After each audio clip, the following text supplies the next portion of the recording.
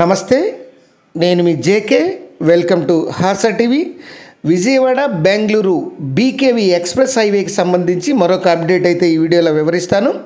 కొడికొండ ముప్పవరం వరకు నిర్మించేటువంటి 342 కిలోమీటర్ల గ్రీన్ఫీల్డ్ హైవేలో ఎక్కడ లోపలికి వెళ్ళొచ్చు, ఎక్కడి నుంచి బయటికి రావచ్చు, ఎక్కడ సర్వీస్ రోడ్లు ఉంటాయి ఉండవా, లేదా ఎంట్రీ ఎగ్జిట్లు ఎక్కడుంటాయి అనేటువంటి విషయాన్ని కొందరు ఫ్రెండ్స్ అడిగి ఉన్నారు.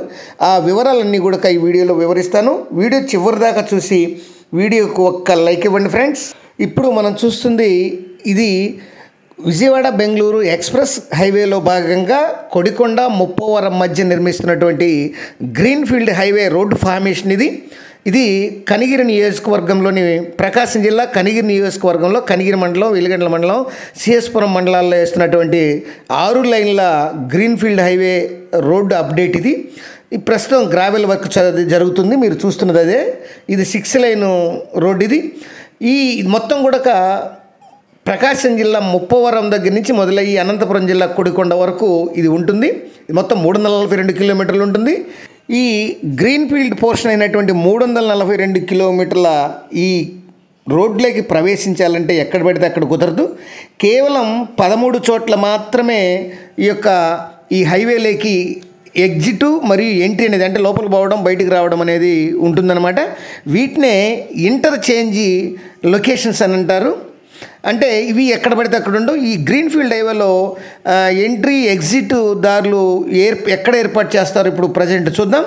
మొదటగా నేషనల్ హైవే 16 కోల్కతా చెన్నై, ఈ బాపట్ల జిల్లా ముప్పవరం అద్దంకి దగ్గర ఉన్నటువంటి ముప్పవరం జంక్షన్ నుంచి ఫస్ట్ ఈ ఇంటర్చేంజ్ పాయింట్ అనేది ఒకటి ఉంటుంది.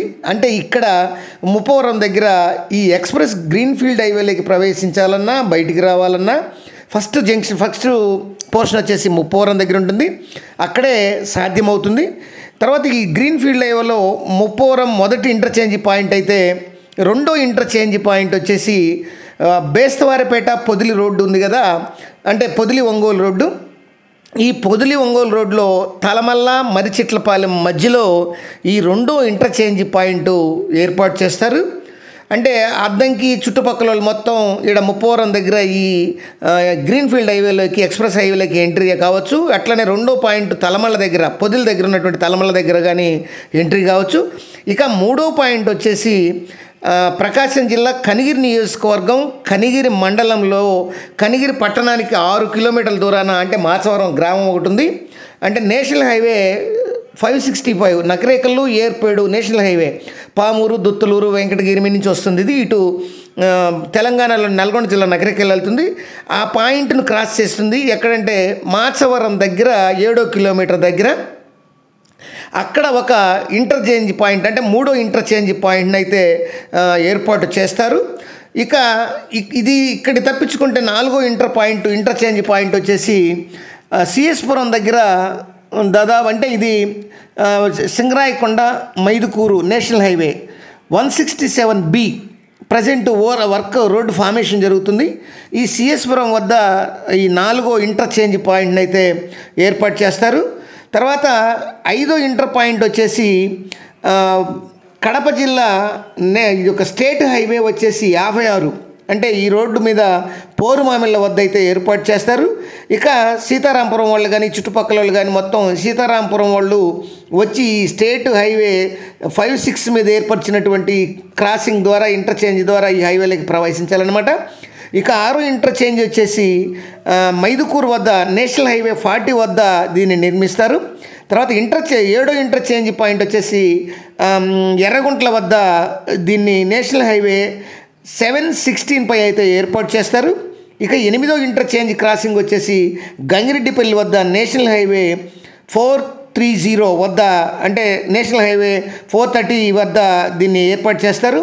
9వ ఇంటర్చేంజ్ వచ్చేసి పులివెందుల వద్ద స్టేట్ హైవే 51 రోడ్డు వద్ద అయితే ఏర్పాటు చేస్తారు. అట్లనే 10వ ఇంటర్చేంజ్ వచ్చేసి మలకవేముల వద్ద నేషనల్ హైవే 42 వద్ద నిర్మిస్తారు.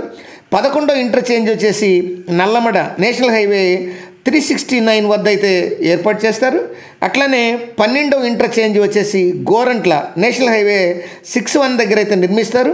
ఇక 13 ఇంటర్చేంజ్ క్రాసింగ్ వచ్చేసి జంక్షన్ వచ్చేసి నేషనల్ హైవే 44 పొంద ఈ కొడికొండ వద్ద అయితే నిర్మిస్తారు. అంటే దీంతో ఈ కొడికొండ వద్ద 13 ఇంటర్చేంజ్ పాయింట్తో ఈ యొక్క గ్రీన్ ఫీల్డ్ హైవే పోర్షన్ అయితే కంప్లీట్ అవుతుంది.